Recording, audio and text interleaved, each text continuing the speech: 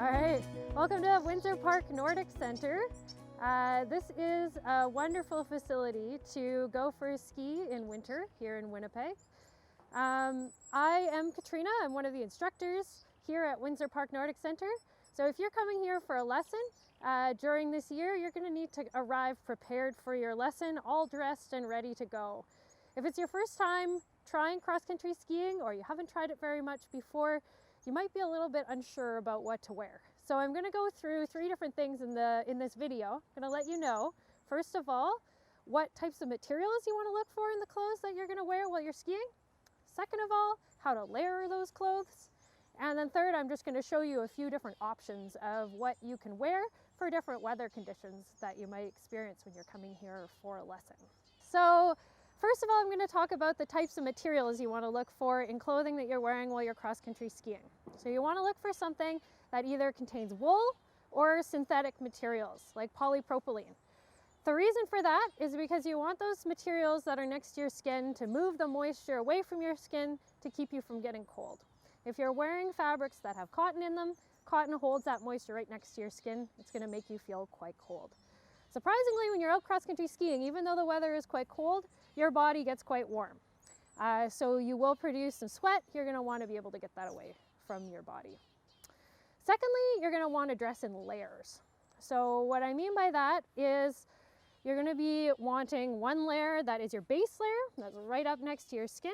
You'll want another layer, or maybe a few layers that are your mid layers, they'll be between. And then you're going to want an outer layer of clothing, and that outer layer of clothing is going to protect you from the wind on the outside of your body.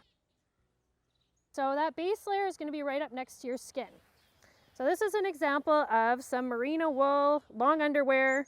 These are going to be right up next to your skin. They're going to help to keep you warm, and they're going to move the moisture away from right up next to your skin.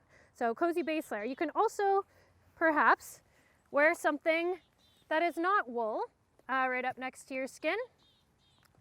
So this is a top, and this top is made out of a polypropylene fabric. So again, it's going to keep that moisture away from your skin. So the second set of layers is your mid layers. That's really what's going to keep you warm when you're outside, is those layers in the middle.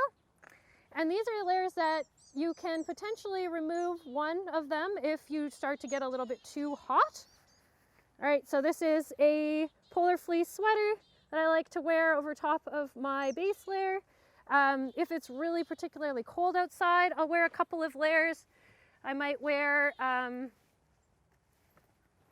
second layer, another polar fleece, or I might even wear a light jacket like this as my mid layer.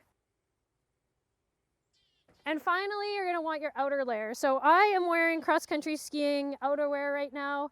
There are specific types of clothing you can buy that are labeled as cross-country ski tights. Those types of things are quite nice. They are soft shells though, so if you have just a regular soft shell that you use for going for a run or a walk in fall or spring, those can be really good. The thing about the cross-country skiing ones is they do have a little bit more of a layer of insulation on the inside, but you do want them to breathe, so you want air to be able to come out of them. You don't want to be wearing a pair of rain pants or something like that for going for a cross-country ski. If it is really, really cold and you're just concerned about how you're going to feel being out on the trail, there's no harm in wearing a little bit more on your first lesson. But what you'll really notice as you're starting to work with cross-country skiing is, first of all, how warm you get while you're out there. And second of all, that you really want to have a full range of motion. So if you're wearing, for example,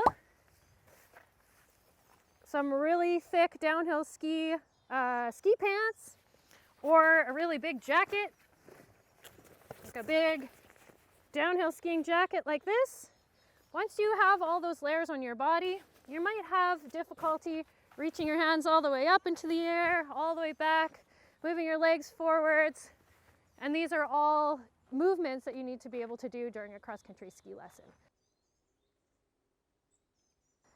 So I'm just going to talk about what we're going to wear on our hands. So one of the things that I notice when people come for a ski lesson for the first time, or they're just getting used to skiing, is often people will arrive with mitts that are just a little bit too thick.